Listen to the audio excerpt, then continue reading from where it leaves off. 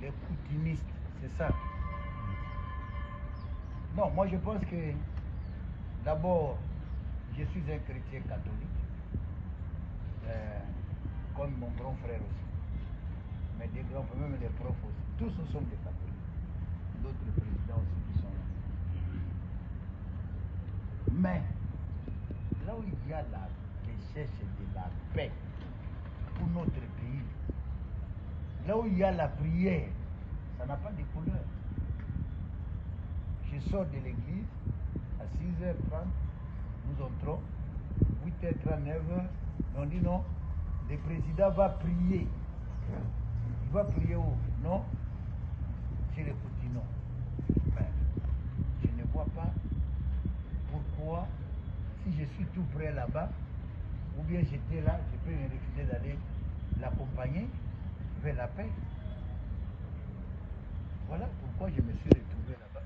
Parce que si j'avais eu l'invitation même avant, je pouvais dire, la délégation STCPS allez, tous nous allons prier. Mais comme on a appelé par hasard pour dire que le président l'avait dit, non, non. Donc on a prié. La dame qui était là, la ministre de la Jeunesse, je ne savais pas qu'elle était comme ça, parce que c'est elle qui a prêché, elle lobby Malamou, tout ça. Ah bon, c'est comme ça. Et c'était une bonne chose, nous avons prié pour le pays, pour le président, pour qu'il ait aussi la force de continuer ce combat, comme vient de le dire le professeur Aimé, ce combat contre le Rwanda. Il faut la force, il faut avoir la grâce de l'Éternel. Nous sommes ici. Il y a la semaine passée,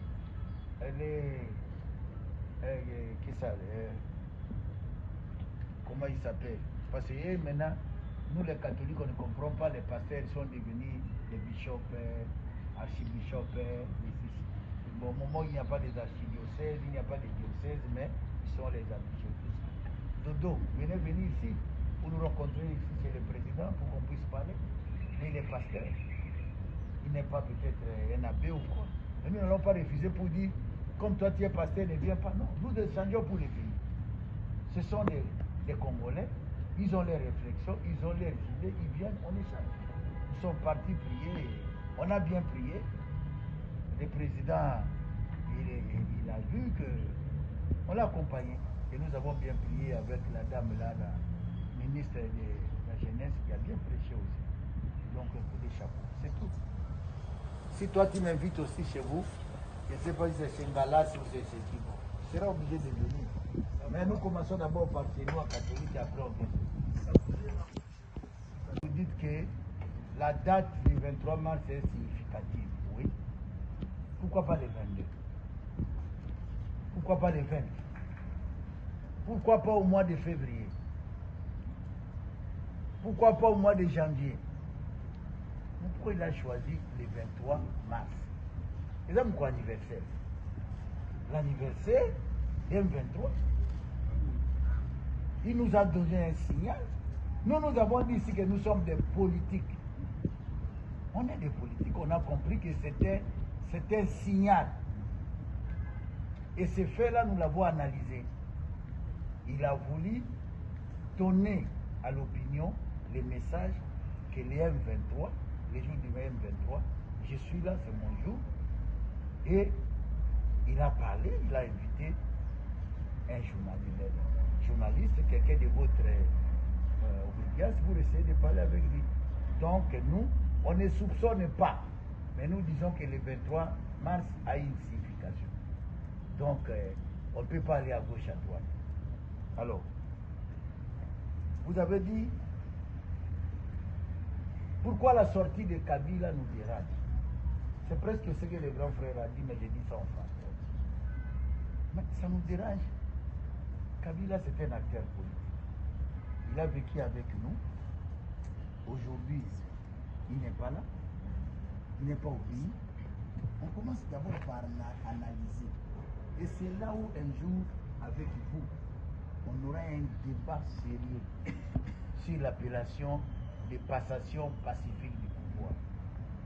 Passation pacifique, C'est parce que Bissona va président, Mokia va président aimé, l'opposition a chauffé dans ces pays. On l'a mis au moins moyen. Mais s'il n'y avait pas ça, pourquoi il n'a pas eu le troisième mandat? Parce qu'ils l'ont cherché. Ils cherchaient le troisième mandat.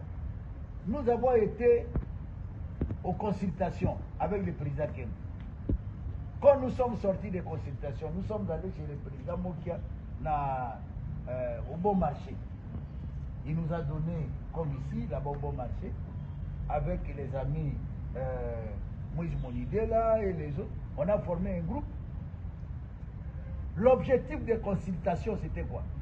C'était de changer la Constitution.